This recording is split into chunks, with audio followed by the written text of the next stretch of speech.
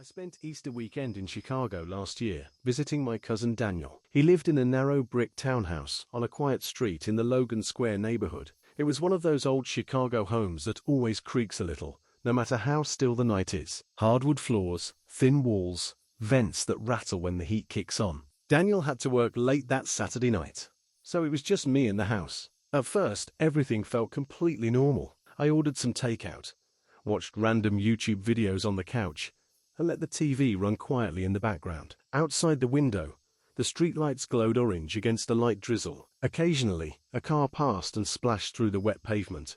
Around 10:30, I noticed the first sound, a small thump somewhere upstairs. I paused the video and listened. The house went quiet again, except for the hum of the refrigerator and the faint sound of traffic a few streets over. I assumed it was just the house settling. Old houses always make noises.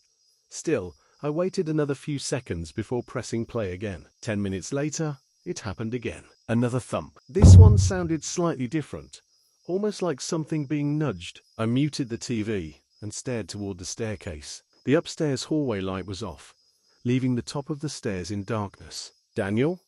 I called out automatically. The sound of my own voice felt strange in the quiet house. No response. Of course there wasn't. I knew he wasn't home. I even checked my phone and saw his last message from an hour earlier, saying he'd be back after midnight. I told myself it had to be something simple, maybe a window shifting in the wind. Still, I grabbed my phone and turned on the flashlight before walking toward the stairs. The wooden steps creaked under my weight as I climbed slowly. The beam of my phone light slid across the walls and framed pictures. When I reached the top, everything looked exactly how it should. The hallway stretched ahead, with 2 closed doors and one open one at the end, leading to the guest room where I was sleeping. I stepped forward. Nothing looked disturbed, but something felt off. It's hard to explain that feeling, like when someone is staring at you from across a room and you haven't turned around yet.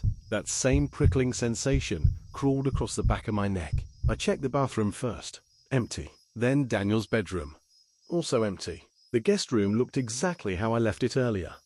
My overnight bag on the floor near the bed. I stood there for a moment, feeling slightly stupid for checking. Then I heard something behind me. A soft shifting sound. Not loud. Just fabric moving. I turned quickly and pointed my flashlight into the hallway. Nothing. But as I stood there, I noticed something I hadn't paid attention to before. At the end of the hallway was the small door to the attic crawl space. Earlier that evening, I was almost certain it had been closed. Now it was cracked open by maybe 2 inches. I stared at it, trying to remember. Maybe Daniel left it open earlier.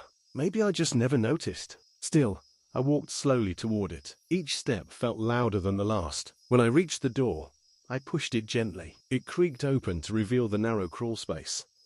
The flashlight beam cut across dusty wooden beams and insulation. Nothing moved. Just storage boxes and old furniture. I exhaled and laughed quietly to myself. My imagination had clearly gotten ahead of me. I closed the door and went back downstairs. For about 20 minutes, everything was normal again. Then I heard it. This time, it was unmistakable. A slow scraping sound above the ceiling. Not a creak. Not pipes. Something dragging. It moved from one side of the house to the other, and then it stopped. My stomach dropped immediately. That sound came from the attic. I muted the TV again and listened carefully. Silence. Then a single soft thud, like someone shifting their weight. At that point, the feeling that someone was in the house hit me all at once. It didn't feel like a theory anymore. It felt obvious. I grabbed a kitchen knife without really thinking about it and stood there staring at the ceiling. Part of me wanted to run outside immediately, but another part kept thinking maybe there was a simple explanation. Maybe an animal got into the crawl space. Still, the way the sound moved earlier didn't feel like an animal. It sounded careful, controlled, like someone trying not to be heard. After a few minutes of silence, I slowly walked back toward the stairs again. Every step felt heavier. Halfway up, I heard a faint creak directly above me. Someone was definitely moving. I reached the hallway and immediately looked at the attic crawl space door. It was open again, not 2 inches this time, wide enough for a person to slip through. My chest tightened instantly. I knew I had closed it earlier. I walked toward it slowly, gripping the knife tighter than necessary. The beam of my flashlight shook slightly as I aimed it into the opening. Dust floated in the air. Cardboard boxes, old luggage. And then I noticed something in the far corner behind a stack of storage bins.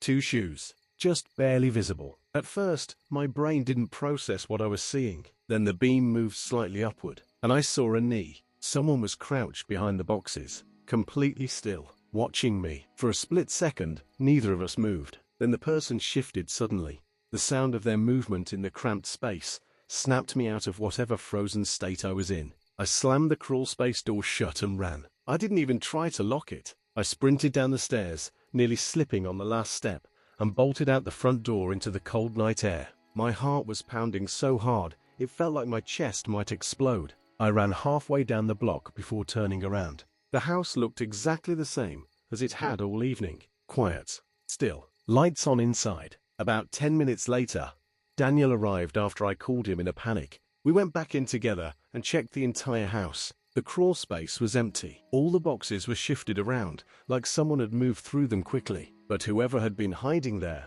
was gone. The attic window at the back of the house was slightly open. Daniel swore he never leaves it that way. I stayed at a hotel that night. What bothers me most isn't that someone was hiding in that crawl space. It's that when I first opened the door earlier, they must have already been there, standing completely still, watching me, and waiting for me to leave. It was the Saturday before Easter, and I was in Chicago visiting my friend for the weekend. Nothing about the day felt unusual. Chicago during Easter weekend actually felt kind of peaceful. There were families walking around with kids in pastel jackets, people carrying little bags from bakeries, and the air still had that cold early spring bite to it. Not snowing anymore, but cold enough that your breath showed when you talked. My friend had gone to work a double shift, so I decided to walk a few blocks to a small grocery store to grab stuff for dinner. Just something simple. Bread, eggs, maybe a rotisserie chicken. The store itself was small. One of those neighborhood places where the aisles are narrow and the fluorescent lights hum quietly overhead. There were only a few other people inside. A couple with a toddler arguing quietly near the cereal aisle, and an older guy studying labels in the soup section. I grabbed a basket and started walking through the aisles. Everything was normal, at least at first. I noticed the man when I was standing in front of the refrigerated section looking for eggs.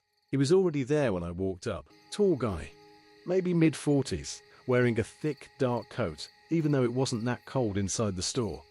He wasn't holding a basket or anything, just standing there. I only really noticed him because when I looked up for a second, he was already looking directly at me. Not the quick accidental eye contact people usually make in stores, just staring. I immediately looked away, assuming it was nothing. People glance at each other all the time, but a few seconds later, when I reached into the cooler and grabbed a carton of eggs, I could still feel it. That feeling you get when someone's eyes are still on you. I glanced back. He didn't look away. Same expression, completely blank. I gave a small awkward nod, like people do in public places, then moved down the aisle. At that point, I figured he was just one of those socially awkward people who stare too long. It happens. I continued shopping. Bread aisle, pasta aisle, grabbed a few things, and started heading toward the back, where the refrigerated drinks were. That's when I saw him again. He was standing at the end of the aisle.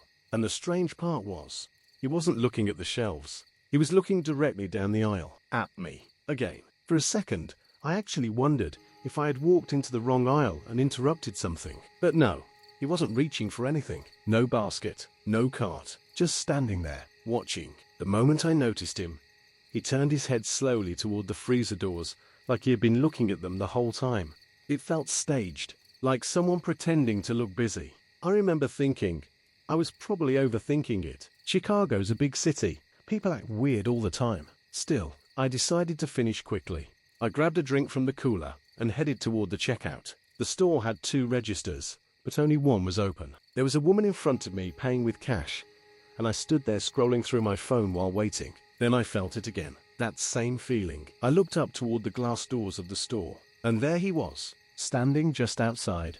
He hadn't been in front of me in line, which meant he must have left the store without buying anything. But he wasn't walking away. He was just standing on the sidewalk, facing the entrance, looking inside, looking at me. The automatic doors would slide open every time someone walked past outside, and every time they opened, I could see him clearly, hands in his coat pockets, watching. At this point, I remember trying to convince myself it meant nothing. Maybe he was waiting for someone. Maybe his car was parked nearby. But when the woman in front of me finished paying and walked out the doors, he immediately stepped to the side and watched her leave. Then he stepped back into position, right in front of the entrance, like he was waiting for the next person. My stomach dropped a little. I paid for my stuff as calmly as I could, but my brain was already running through options. Walking straight out suddenly didn't feel like a great idea. The cashier must have noticed I was hesitating because she asked if I needed a bag. I said yes and deliberately took my time packing everything.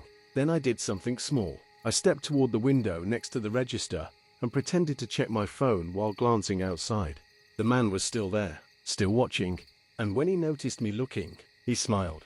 Not a friendly smile, just slow and quiet, like he had been waiting for that moment. That was the point where the paranoia stopped feeling like paranoia. I leaned slightly toward the cashier and asked quietly if there was another exit. She looked confused for a second, but pointed toward a door behind the deli counter that employees used for deliveries. I told her someone outside was making me uncomfortable. Her expression changed immediately. She waved over another employee, and they let me walk through the back hallway that smelled like cardboard boxes and cleaning supplies. One of them even stepped outside first to check the alley before letting me out. I thanked them and walked quickly toward the main street. From the corner, I could see the front of the store again. The man was still standing there, still facing the doors. But now the doors kept opening and closing, and no one was coming out. He stepped closer to the glass, peering inside, like he was confused, like he was waiting for someone who never showed up. And even from half a block away, I could see him slowly turning his head, looking down the sidewalk, searching. I didn't stick around to find out if he spotted me. I walked the opposite direction and didn't stop until I reached a crowded street. Maybe it was nothing. Maybe he was just a strange guy waiting for someone. But the way he watched me, the way he positioned himself at the door, and the way he looked confused when I didn't come out. I'm pretty sure I know who he was waiting for.